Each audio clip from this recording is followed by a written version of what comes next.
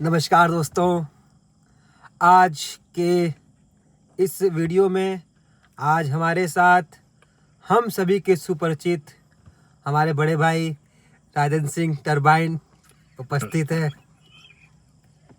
भैया की मुस्कान और भैया के मुंह पे ये दाढ़ियाँ, ये मूछें, यही इनकी पहचान, यही इनकी शान। आज भी आप मार्केट में जाएंगे तो दाढ़ी वाले भैया, टोपी वाले भैया के नाम से लोग जानते हैं। तो आज भैया से मैं कुछ भैया का तो परिचय हो गया। आज हम सब भैया कुछ टॉपिकों पे चर्चा करेंगे। जैसा कि भैया के बारे में एक चीज़ और है, भैया बहुत अच्छे ट्रेडर हैं और काफ़ी दिनों से ट्रेडिंग भैया कर भी रहे हैं। तो ट्रेडिंग के ऊपर आज भैया से एक सवाल हम लोग पूछेंगे। पहला कि सबसे पहला सवाल है कि आज की जो नए युवा हैं उनके लिए आप ट्रेडिंग के लिए क्या कहना चाहेंगे? सवाल है पहला। हाँ जी, और एक दो सवाल और एक साथ बोल दिए तो बैक टू बैक जवाब देंगे ना। पहला तो आज के जो युवा हैं उनके लिए ट्रेडिंग का क्या असर है। उसके बाद जो युवा ट्रेडिंग करते हैं लेकिन नए नए आते हैं और उनका लॉस भी हो जाता है, उसके ऊपर। तीसरा क्या लॉस हो जाता है, उससे उनका मन टूट जाता है, वो कर्ज लेके भी ट्रेडिंग करते हैं। तो इसके ऊपर आप क्या कहना चाहेंगे कि ऐसा क्या, उसमें क्या सा सुधार हो सकता है, क्या करना चाहिए लोगों को, क्या ये ट्रेडिंग करना चाहिए, नहीं करना चाहिए, कैसे करना चाहिए? तो राजन भैया से मैं चाहूँगा। चलिए, यस जी का जो चैनल शुरू हुआ है ठीक, और उस चीज़ के लिए उनको बहुत सारी शुभेच्छा, धन्यवाद। ठीक है। और आपके दर्शकों को मेरा सादर प्रणाम। और मेरा परिचय इन्होंने जो भी दिया उसको कम करके आंकिएगा, बहुत ज़्यादा मत आंकिएगा। छोटा भाई है, बहुत प्यार करता है, इस वजह से थोड़ा बढ़ा चढ़ा के बोलता है। एक ट्रेडर हूँ। कोविड में बहुत ऑप्शंस नहीं थे कुछ करने के लिए, तो मैंने कहा कुछ ज्ञान अर्जन किया जाए। तो ज्ञान अर्जन करने के क्रम में अब बहुत ज़्यादा ऑप्शन तो थे नहीं, आप सब लोगों को पता है। तो उसमें ये हुआ कि फिर मेरे एक मौसी के लड़के हैं अखिलेश जी, गुड़गांव में। तो वो नई नई चीज़ों को एक्सप्लोर करते रहते हैं। एक्चुअली वो सेटल है, रियल एस्टेट में है, तो वो सेटल है उनका मामला। आप भी शायद भाई दिल्ली में थे आप? हाँ, मैं दिल्ली में रहा। मैं करीब 17-18 साल दिल्ली में रहा। मेरी 12th की यहाँ पे स्कूलिंग, बेसिक स्कूलिंग सब पूरी मेरी ओबरा में हुई। जिसके बाद फिर 12th के बाद उसके बाद मेरी जो ग्रेजुएशन हुई, फिर उसके बाद मास्टर्स हुई, सब मेरी वहीं पे हुई दिल्ली में। और मेरी ग्रेजुएशन में लास्ट सेमेस्टर में ही मेरा कैंपस सिलेक्शन हो गया था। Then I got the job. फिर मैं जॉब में चला गया था। फिर जॉब के दौरान ही फिर मैंने एग्जीक्यूटिव MBA किया। और करने के बाद 2007 तक, 2003 से 2007 तक मैं जॉब में रहा। फिर 2007 से फिर मैं बिज़नेस में आ गया। फिर 2009 में फिर इंडिपेंडेंट अपने प्राइवेट लिमिटेड में आ गया। और फिर करीब 2014-15 तक मैं अपने उस प्राइवेट लिमिटेड जॉब में रहा। फिर थोड़ा कुछ रिसेशन वगैरह आने के बाद फिर मैं रियल एस्टेट में मैं भी आ गया। अच्छा, इसमें मैं क्यों पूछना चाहूँगा आपसे, आप एक खुद की आपकी कंपनी थी प्राइवेट लिमिटेड, आपने बताया आप रियल एस्टेट में भी रहे, उसके बाद आप ट्रेडिंग भी किए, तो दोनों में क्या? अभी तक नहीं किया। देखिए, अभी तक 2017, 2016, 2017, 2018 अभी तक तो मैं ट्रेडिंग को मैं लकड़ी से भी नहीं छूता था। अच्छा। क्योंकि मुझे गैम्बलिंग का मुझे लगता था ये गैम्बलिंग लगता था, है ना, मुझे लगता था ये गैम्बलिंग जो लगता है आजकल। आज सबको लगता है वो चीज़। मैं सुबह उठता हूँ, एक नॉर्मल इंसान जैसे कि मैं जैसे रहा। जब मैं पढ़ाई लिखने में ठीक था, भगवान की तरफ से, बहुत एक्स्ट्रा ऑर्डिनरी और बहुत एक्स्ट्रा ब्रिलियंट और ऐसा कुछ स्कॉलर और एक्स्ट्रा ऑर्डिनरी नहीं था, लेकिन फिर जो एक नॉर्मली सबको आना चाहिए था। मतलब एक किताब एक बार में पढ़ने पे जिनको समझ में आ जाती होगी, उनसे मान लीजिए आधी किताब पीछे था, मैं 1.5 बार पढ़ के समझ जाऊंगा। तो बहुत ज़्यादा पीछे नहीं था। अब बहुत सीरियसली पढ़ाई को नहीं लिया, तो इसलिए बहुत ज़्यादा उस पर वो नहीं था। लेकिन हाँ, ये था, ठीक था। मतलब जब किसी चीज़ को समझने की कोशिश करें तो समझ आ जाती थी चीज़ें। तो फिर मैं जॉब में गया और वो इन सब चीज़ों की तरफ नहीं, मेरा हार्ड वर्क का वही था कि बस नहाओ धो फिर निकल जाओ काम पे, अपना पूरा झोंक दो, सब कुछ जो आजकल बेसिकली सभी जॉब वालों का ये थे। अब ये होना भी चाहिए कि आप अगर कोई काम कर रहे हैं एकदम डिसिप्लिन होना चाहिए। आप सुबह उठिए, एक तय समय पे उठिए, उसके बाद उठने के बाद तैयार होइए, फटाफट जाइए। और जिस तरह के शहर में हैं आप, मुंबई में थोड़ा सा अलग शेड्यूल होगा, बेंगलोर में अलग, पुणे में अलग, दिल्ली में अलग, कानपुर सबका अलग होता है। तो उस शेड्यूल के साथ आप मेहनत कर रहे हैं। जो टास्क आपको दिया गया, आप उसमें अपना सब कुछ झोंक दिए। आप उसमें झोंकने के बाद आप उसका जो रिजल्ट आता है वही आपकी कमाई होती है। सैलरी तो मान लीजिए आपको दिहाड़ी आती है, ठीक है ना, आपका रिजल्ट क्या आता है, आपने जो काम एक प्रोजेक्ट हासिल किया उसका क्या आपने उसको किस तरीके से क्लोज किया, वो आपका मेन वो होता है। तो उसके बाद सब कुछ करने के बाद फिर कुछ फैमिली बर्डन्स फिर आने लगे, क्योंकि घर का बड़ा लड़का था इसलिए फैमिली बर्डन्स आने थी, फिर शादी करनी थी। शादी करने के बाद बहुत खींचा मैंने, खींचने के बाद फिर शादी वादी हुई, फिर सब कुछ हुआ। फिर कट्टू आप सीधे आ जाइए 2016-17 में लखनऊ आ चुका था। टेलीकॉम में रजिस्ट्रेशन आ गया था, तो मेरी जो प्राइवेट लिमिटेड फर्म थी वो प्योर हार्ड कोर टेलीकॉम की थी, और टेलीकॉम में जो सबसे ज़्यादा सोफिस्टिकेटेड टेक्नोलॉजी थी मैं उसमें काम करता था। इवन स्वीडन की एक कंपनी है जो आपके दर्शक जान रहे होंगे, एरिक्सन इंडिया प्राइवेट लिमिटेड, जो कि स्वीडन की है। वो तो जितने भी टेलीकॉम में नेटवर्क में 85% पूरे ऑल ओवर ग्लोब उनके ही इक्विपमेंट्स लगते हैं टेलीकम्युनिकेशन नेटवर्क में। हाँ, तो और इंडिया में भी 75% थे। 75 क्यों थे, 85 क्यों नहीं थे? क्योंकि फिर वो चाइनीज़ कंपनियां उस टाइम पे हावी हो गई, तो ZTE, हुआवी और ये कुछ और इधर यूरोपियन कंट्री थी, NSN थी, एल्काटेल-ल्यूसेंट थी, ये बहुत सारी कंपनियां थी। तो वो उतना नहीं, फिर भी 75% कब्जा तो एरिक्सन का था। और मेरी कंपनी उस एरिक्सन इंडिया प्राइवेट लिमिटेड में पूरे एशिया पैसिफिक में 6 कंपनियों में से एक कंपनी थी जिनको वो काम करना था। तो वो लेकिन 2G 3G स्कैम उस वक्त गवर्नमेंट की पैरालिसिस थी, वो गवर्नमेंट अपनी ये वाली थी, कांग्रेस की थी, और वो जो अन्ना हजारे का मूवमेंट हुआ था उस टाइम पे, वो वही सब सारे 2G 3G स्कैम आप लोगों ने सब लोग जानते होंगे, आज भी चर्चा में आता है, आपके दर्शक भी जानते होंगे। वो उसके शिकार हम लोग हो गए। तो ठीक है, कोई बात नहीं, हम लोग हतोत्साहित नहीं हुए। फिर हम लोग अपने पूरा पैसा जितना मार्केट से निकल सका निकल के हम रियल एस्टेट में आ गए। रियल एस्टेट में लखनऊ में फिर धीरे धीरे 3 साल में मैंने अपना फिर का खुद का डेवलप किया, अपना इस्टेब्लिशमेंट, और इस्टेब्लिशमेंट डेवलप करके लगभग इस्टेब्लिश हो चुका था। तब 2016 में मेरी माँ को ब्रेन हेमरेज हुआ। अब चूँकि मैं बड़ा लड़का तो अपने परिवार सहित मैं यहाँ शिफ्ट हो गया। 17, 18, 19 फिर और भी कई सारी चीज़ें रहीं लाइफ में। फिर अब कट्टू जिस पे ये पॉडकास्ट बेस्ड है, अब उस पर आता हूँ जी। 2020 कोविड लग गया, सब कुछ लग गया, सब कुछ ठप हो गया। हम लोग चूँकि एक बहुत ही प्रोमिनेंट संगठन जिसको राष्ट्रीय स्वयंसेवक संघ कहते हैं जी, हम लोग जुड़े रहे। ये तो बचपन से जुड़े हुए हैं, और इनसे प्रेरणा लेके हम लोग जुड़े रहे, हम लोग अपना काम करते रहे, इनको देख के हम लोग सीखते रहे, समझते रहे। हाँ, और इसके बाद फिर 2020 में वो राशन वितरण और वगैरह ये सब जी बहुत करने के बाद हाँ बहुत तरीके से लगे रहे, प्रशासन भी लगा रहा, सब बहुत सारी चीज़ें हुई, सब लोग जानते होंगे। सब ने जिन्होंने कोविड देखा है वो उसका इंटेंसिटी समझ रहे होंगे। तो उसका करने के बाद फिर क्या तो हमने कहा कि अब तो कुछ तो करना पड़ेगा भाई, देखना पड़ेगा। तो खाली समय होता था, तो फिर ये होता था कि कुछ देखते हैं, सीखते हैं। अब तो कुछ प्रैक्टिकली, कुछ मूवेबल, कुछ एक्से फिजिकली ऐसा तो कुछ कहीं हो नहीं रहा था, सब कुछ ठप पड़ा हुआ था। तो मैंने कहा कि देखा कि यार मार्केट में एक ही चीज़ चल रही है, वो किसी एक दिन भी बंद नहीं हुई, वो है ट्रेडिंग।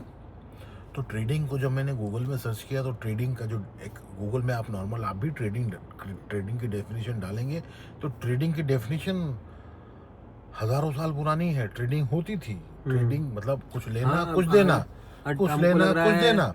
अपने बॉम्बे एक्सचेंज में भी 1800 कुछ स्टार्टिंग एक्सचेंज की नहीं है। मैं ट्रेडिंग का कॉन्सेप्ट ये बता रहा हूँ। ट्रेडिंग मतलब कुछ लेना कुछ देना, जो बेसिकली चीज ठीक है ना। तो कुछ लेना कुछ देना, पहले से फिजिकल था तो फिजिकल होता था, बाद में फिर कमोडिटी आ गई कि सोना ले लो, इतना लौंग दे दो, इतनी इलायची दे दो, जो बट्टा होता ना, क्या बोलता है वो बट्टा, पहले हम लोग 2 किलो गेहूं दे दिया, आइसक्रीम सामान एक्सचेंजिंग हो रही थी, वस्तु विनिमय।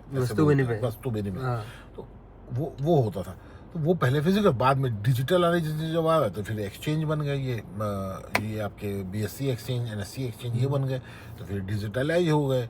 फिर इसके बाद फिर इलेक्ट्रॉनिक पहले मीडिया थी, फिर उनके माध्यम से न्यूज़ देख के लोग ट्रेड किया करते थे। अब तो फिर इंटरनेट लोगों के हाथ में आ गया, अब सबके हाथ में, ठीक है, सबके हाथ में है। उसी तरह से बच्चों के हाथ में है, पूरी क्लासरूम चेंज हो गई, एक कंप्यूटर स्क्रीन पे, एक टैबलेट स्क्रीन पे, एक लैपटॉप स्क्रीन पे।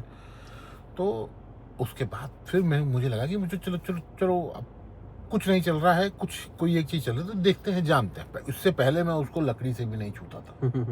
मुझे लगता था कि एकदम टोटल गैम्बलिंग है, जुआ है। लेकिन जब मैं उसमें, आज भी हमको लगता है मैक्सिमम लोग यही सोचते हैं, हाँ मैक्सिमम लोग यही सोचते हैं।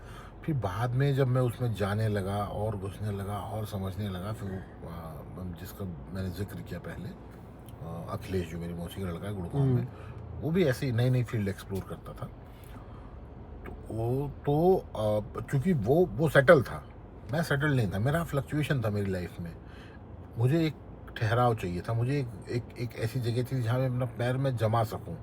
ठीक है, इसके बाद आपने बताया भी माता पिता की भी हाँ, तबीयत वगैरह थी। वो सारी चीज़, अच्छा वो सेटल था तो वो नई नई चीज़ें, लेकिन वो क्यूरियस था, हमेशा क्यूरियस रहता था कोई नई चीज़ एक्सप्लोर करने के लिए। तो वो खाली बैठा था तो उसने वो एक्सप्लोर करना शुरू किया, फिर मुझे ही बताया, मैं भी एक्सप्लोर करना शुरू किया।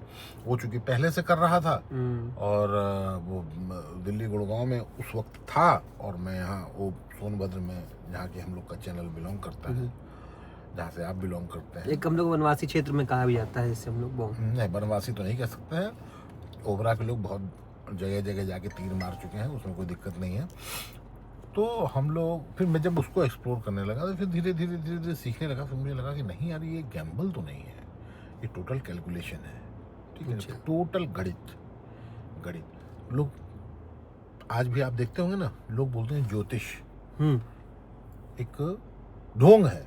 ढोंग नहीं है, वो टोटल एक कैलकुलेशन है भैया। कैलकुलेशन है, वो कैलकुलेशन के हिसाब से अगर कोई ग्रह किसी उसमें जा रहा है, जैसे कहते हैं स्थिति परिस्थिति जो भी अलग से डिफाइन होती है, आप देखिए जो टोटल कैलकुलेशन है वो हल्का सा ऊपर नीचे से सारी कैलकुलेशन चेंज हो जाएगी एकदम। ठीक, शेयर मार्केट।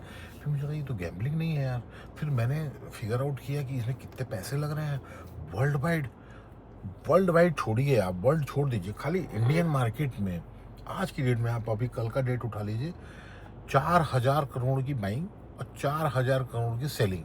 मतलब हाँ, 4000 करोड़ जो मैंने खरीदा था पहले, वो आज मैंने बेच दिया। ठीक है, और नए बायर 5000 करोड़ लेके नया माल खरीद लिए बैठे, मतलब 5 4 9 10,000 करोड़ रुपए का पर डे एक्सचेंज हो रहा है। लोग खरीद रहे, बेच रहे। बिल्कुल खरीद रहे हैं, एक्सचेंज हो रहा है। 10,000 करोड़ रुपए का प्रॉपर ट्रांजैक्शन हो रहा है, और 20,000 करोड़ रुपए में एक वॉरशिप बन जाती है। वॉरशिप बोलते हैं जिसको, बोलते हैं ना वॉरशिप, वो जिसपे प्लेन उतरती है जहाज पे, 20,000 करोड़। वो स्ट्रेटेजिक इक्विपमेंट होता है, स्ट्रेटेजिक एक आर्म होता है किसी देश के पास। कितनी वॉरशिप है, वो उस दुनिया की पावर, उस देश का पावर बताता है। वो होता है 20,000 करोड़ रुपए का, और 10,000 8,000 10,000 डेली करोड़ रुपए पर डे यहाँ से यहाँ। मतलब जैसे कहते हैं ना, एक तालाब इधर है, एक तालाब इधर है, बीच में एक पतली सी सड़क है, और मैं एक मछुआरा हूँ। जितनी मछली मैं कमाऊंगा उसी से मेरी वर्थ पता चलेगी। और इस तालाब से उड़ के मछली इधर जा रही है, इस तालाब से उड़ के मछली इधर जा रही है, और मेरे हाथ में कुछ नहीं है, मैं एक भी मछली नहीं पकड़ सकता हूँ। तो ट्रेडिंग की जो कला है वो एक आपको जाल देती है, जिसको आप उसके बीच में अपनी स्किल के हिसाब से लगाइए कि इधर की मछलियां ज़्यादा, कब ट्रैफिक इधर ज़्यादा है या इधर की मछलियों का ट्रैफिक इधर ज़्यादा है, और आप वो स्किल डेवलप कीजिए कि आप उस चीज़ को भांप सकें कि इधर बादल ज़्यादा है, इधर बादल कम है, इधर सूर्य का तप ज़्यादा है, गर्म ज़्यादा है, तो मछलियाँ इधर ठंडे की तरफ जाएंगी, इधर धूप ज़्यादा है तो मछलियाँ इधर से ठंडे की तरफ जाएंगी। इस तापमान के चेंज को अगर आप सीखते हैं, इसी को शेयर ट्रेडिंग है। और आपके पास वो जाल, वो जब आप ट्रेडिंग सीख जाते हैं तो आपके पास सीखने के बाद एक हाथ में उस सीखने का जो रिजल्ट होता है, एक जाल होता है, जिसको आप उस तापमान के चेंज को भांप के, और आप उस जाल को लगाते हैं, और इधर से अगर आपने भांप लिया कि इधर ठंड ज़्यादा है, इधर गर्मी ज़्यादा है, तो इधर से मछलियाँ इधर जाएंगी, ठंड की तरफ अगर जाएंगी, ठंड की तरफ जाएंगे तो जाल का अपना मुंह इधर कर देना है, तो जितनी मछलियाँ उड़ेंगी आपके जाल में, जितनी फंस जाएंगी वो आपका, जितने समय से समेट लो। एक कॉन्सेप्ट बताया मैंने, एकदम बेसिक, जैसे कहते हैं ना कक्षा 4-5 के बच्चे जिसको समझ सके जी, वो कॉन्सेप्ट मैंने बताया। ये एक स्किल है, ये हो रहा है, आपको स्किल डेवलप करनी है। तो ये एक बेसिक कॉन्सेप्ट है शेयर मार्केट को समझने का, तो कैलकुलेशन होने का, कि मतलब शाम को मौसम ठंडा होता है, सुबह 8-9 बजे तक मौसम ठंडा होता है, सूरज जब ऊपर चढ़ता है तो तापमान पूरी पृथ्वी का बढ़ता है। ठीक है, तो पूरी पृथ्वी का बढ़ता है, तो पूरी पृथ्वी में हर जगह धूप नहीं होती है, पूरी पृथ्वी में हर जगह रात नहीं होती है, पूरी पृथ्वी में हर जगह ठंडा नहीं होता है, पूरी पृथ्वी में हर जगह गर्म भी नहीं होता है। ये सारी चीज़ें आपको देखनी है कि आज इस रोड के इस तरफ किस समय में धूप ज़्यादा होगी, गर्मी किधर ज़्यादा होगी, और इस हिस्से में अगर सूरज इस तरफ है तो गर्मी इधर ज़्यादा होगी, तो ऑब्वियस सी बात है इधर ठंडी कम। सूरज बीच में है, फिर भी मौसम कई बार होता है, मौसम इतना ख़राब होता है कि पूरा सब उल्टा पुल्टा हो जाता है पूरा सब उल्टा पुल्टा होता है। उसके वो भी ज्ञान का एक वो है कि आपको ज्ञान लेना पड़ेगा कि ऐसी सिचुएशन कब आती है। एकदम ब्लैक एंड वाइट नहीं है, इतना आसान भी नहीं है कि इधर सूरज है तो इधर से उधर, और इधर सूरज है इधर से उधर, इधर गर्म है तो इधर से उधर, और ठंडा है तो इधर से उधर। हमेशा इतना आसान नहीं होता है, उसमें बहुत सारी कैलकुलेशन लगती है। लेकिन उसी ज्ञान की सिद्धि प्राप्त करनी होती है, और अगर आप उस ज्ञान में लगे रहे, सिद्धि प्राप्त कर लिए, तो आप उस कला के अगर माहिर आप हो गए तो आप 10,000 करोड़ रुपए पर डे जहाँ ऊपर से नीचे हो रहे हैं, जो कि 20,000 25,000 करोड़ तक चला जाता है। अच्छा। इस कला में अगर आप माहिर हो गए, पूरी मेहनत लगती है, पूरी डेडिकेशन लगती है, पूरी मेडिटेशन लगती है, आपको मानसिक रूप से एकदम अपने आप को संतुलित रखना पड़ता है, फिजिकल रूप से फिट रखना पड़ता है। जब आपके ओरिजिनल पैसे लगते हैं जब उसमें, तो बीपी भी बढ़ता है, आपके फिजिकल स्ट्रेस भी होता है, मेंटल स्ट्रेस भी होता है, फाइनेंशियल स्ट्रेस भी होता है। और जब आप अपने आप को आइसोलेट करते हैं कि मुझे, क्योंकि आप भाई आप कोई नौकरी करने आते हैं, सुबह 7 बजे टिफिन लगा के निकले, फिर रात में 10 बजे आ रहे हैं वापस, तो दिन भर आप क्या कर रहे हैं, आप घर वाले नहीं जानते हैं। तो जिस वक्त आप ट्रेडिंग जोन में जाते हैं 9 बजे से लेके रात शाम के 4 बजे तक, तो आप उस जोन में रहते हैं। तो उसमें आपको physical strength, financial strength, social भी चैलेंज होता है, ठीक है। और आप लॉस हुआ तो आप चिड़चिड़े हो रहे हैं, नहीं हो रहे हैं, आपके बॉस ने, जैसे आप नौकरी में आपके बॉस ने डाटा, कोई टास्क पूरा नहीं हुआ, फिर आप घर पे आके उसका गुस्सा बच्चों पे और गरीब परिवार पे, वो वहाँ कुछ नहीं बोल, तो वो एकदम सेम, ये भी एक प्रोफेशन है, ठीक है ना, ये भी एक प्रोफेशन है, और इसको बिल्कुल सीरियस प्रोफेशन है ये, बिल्कुल गैम्बलिंग तो बिल्कुल भी नहीं है। सबसे पहले इसमें माइंडसेट बनाना पड़ेगा। टोटल मैथमेटिक्स है, टोटल साइंटिफिक फील्ड है ये, एकदम कैलकुलेशन। आपका टेक्निकल एनालिसिस कीजिए, फंडामेंटल एनालिसिस कीजिए, आपका रिस्क मैनेजमेंट करिए, ROI देखिए, आप रिटर्न ऑन इन्वेस्टमेंट कितना है। मैं 1 लाख रुपए लगा रहा हूँ, तो इस पर एक दिन में मेरे पास 1 लाख रुपए 1 महीने के लिए है, तो मैं 30 दिन 1 लाख रुपए लगा सकता हूँ, तो टोटल आपका महीने का कैपिटल 30 लाख हो गया, ठीक है। लेकिन आप 30 लाख हो गया, तो आपको 30 लाख 30 दिन में, हर 30 दिन 30 लाख नहीं लगा सकते हैं, हर दिन 1 लाख लगा सकते हैं। आपके पास 30 लाख कैपिटल है, छोड़िए, आप उसमें से 1 लाख निकालिए, एक दिन लगाइए, उसका प्रॉफिट निकालिए, लॉस हुआ नोट करिए, अगले दिन 1 लाख लगाइए, उसका प्रॉफिट हुआ नोट करिए, फिर अगले दिन 1 लाख लगाइए, उसका प्रॉफिट हुआ, लॉस हुआ, नोट करिए, फिर आप निकालिए ना कि आपने 30 दिन में 15 दिन प्रॉफिट किया और 15 दिन लॉस किया। तो जिस दिन लॉस कर रहे थे उसका आपका माइंडसेट क्या था कि यार अरे नहीं यार अभी ऊपर जाएगा, अभी रुकते हैं, तभी नीचे चला गया, तो वो तो लॉस हो गया, ज़्यादा लॉस हो गया। तो इसलिए स्टॉप लॉस लगाना जरूरी है। रिस्क मैनेजमेंट, कि आपने 1 लाख रुपए लगाया है, तो 1 लाख रुपए में आप क्या 10,000 नुकसान सह सकते हैं, 5,000 नुकसान सह सकते हैं, 20,000 नुकसान सह सकते हैं, या 30,000 नुकसान सह सकते हैं। इसको बोलते हैं रिस्क मैनेजमेंट। आप रिस्क मैनेजमेंट करिए कि मैंने 1 लाख रुपए लगाए, तुरंत मेरे को मैं 10 रुपए से ज़्यादा लॉस नहीं सकता। इसका कोई रेशियो भी मान चलता है? बिल्कुल, हाँ, सब सारा रेशियो होता है, एकदम एवरीथिंग इज कैलकुलेटेड, कुछ भी यहाँ फैब्रिक नहीं, मन गणंत कुछ नहीं है, हर चीज़ प्रैक्टिकल, फैब्रिकेटेड और कैलकुलेटेड है यहाँ पे। तो ये सब सारी चीज़ें हैं, तो वीडियो ज़्यादा लंबी हो जाएगी, इससे अच्छा है कि इस पार्ट में यहाँ फंडामेंटल पे इसको यहीं क्लोज करते हैं। जब नेक्स्ट वीडियो फिर नेक्स्ट पार्ट पे बनेगा तो फिर आगे की बात और डीपली बात की जाएगी, और हाँ आगे की बात। आज के लिए आपके दर्शकों के लिए स्टार्टिंग की बेसिक चीजें जो हम लोग ने, हाँ बेसिक, जो दर्शक आपको देखते हैं, जो दर्शक मुझे देख रहे हैं, तो बहुत ज़्यादा नहीं बोलना चाहिए, क्योंकि ट्रेडिंग की एक टर्म में मैंने एक बुक पढ़ी थी, बुक का नाम मैं अगले उसमें आप डिस्क्रिप्शन में लगा दीजिएगा। बुक में एक ही चीज़ मैंने नोटिस की थी, जिसको कहते हैं more and more analysis leads to paralysis.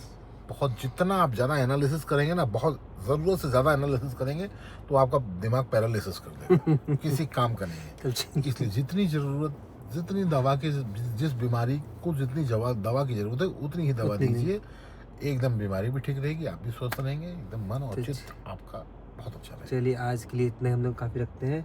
बस इसमें एक चीज़ मैं कहना चाहूँगा, मुझे जो समझ में आया, जो ट्रेडिंग है, जो स्टॉक मार्केट, ये कोई गैम्बलिंग नहीं है।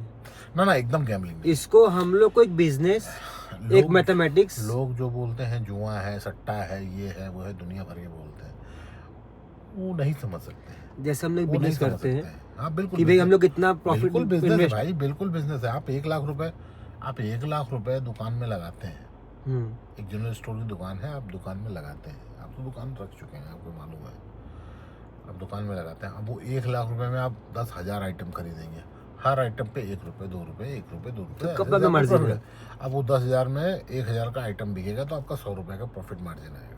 ठीक है, एकदम सिंपल है। आपका, मेरे पास 1 लाख रुपए का कैपिटल है, मैं उसमें से 10,000 रुपये लगा रहा हूँ, 10,000 रुपये मैं लगा रहा हूँ, उसमें मैं कितना रिस्क ले रहा हूँ, मैं 10,000 रुपये लगा के, अब जैसे दूध है, दही है, तो वो तो खराब होने वाली चीज़ है ना। बिल्कुल बिल्कुल। ठीक है ना, वो पेरीफेरल प्रोडक्ट्स है। पेरीफेरल प्रोडक्ट्स में आप, कंपनी बोलती है कि चलो 3 दिन का ब्रेड है, जैसे जी, ब्रेड है, ब्रेड एक्सपायर पाउच वाले मिल्क से 2 दिन तक वापस ले सकते हैं, 2 दिन के बाद नहीं लेंगे। नहीं। ठीक है ना, ऐसे ही होता है कि मेरे पास 3 लाख रुपए कैपिटल है, मैंने 10,000 रुपये 30,000 रुपये निकाला, तो 30,000 रुपये में मैं कितना रिस्क ले सकता हूँ, कितने दिन में ट्रेड कर सकता हूँ। आपने 10 लाख रुपए का माल, 1 लाख रुपए का माल अपनी दुकान में भर दिया, ठीक है ना।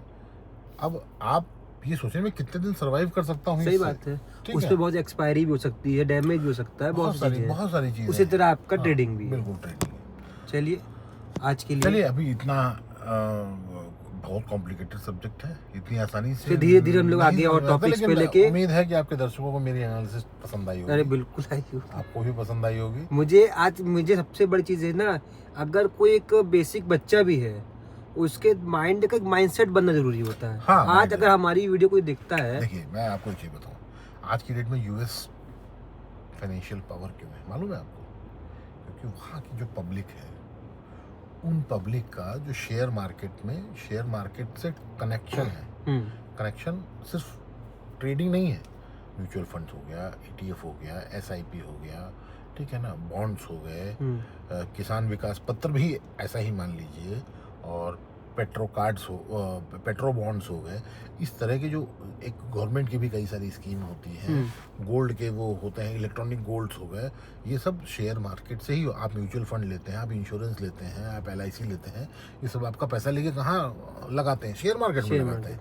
तो हर तरीके से ये शेयर मार्केट से कनेक्ट है। लेकिन इंडिविजुअल, मैं, आप, ये कितने % है जो इंडियन 1.5 बिलियन अपनी जो जनसंख्या है, इसमें से कितने % है जो शेयर मार्केट से डायरेक्ट कनेक्ट? इनडायरेक्ट तो बहुत सारे हैं, डायरेक्ट इनडायरेक्ट टोटल भी ले लिया जाए तो कितना कनेक्ट है मालूम है आपको? अमेरिका में, US में 47% लोग डायरेक्टली इनडायरेक्टली कनेक्ट है शेयर मार्केट से। अच्छा, जो अपनी यूएस का नाम लिया, और इंडिया में 17%, मात्र 30% का गैप है। आप समझिए 30% का गैप, तो सोचिए ये गैप कितना बड़ा है।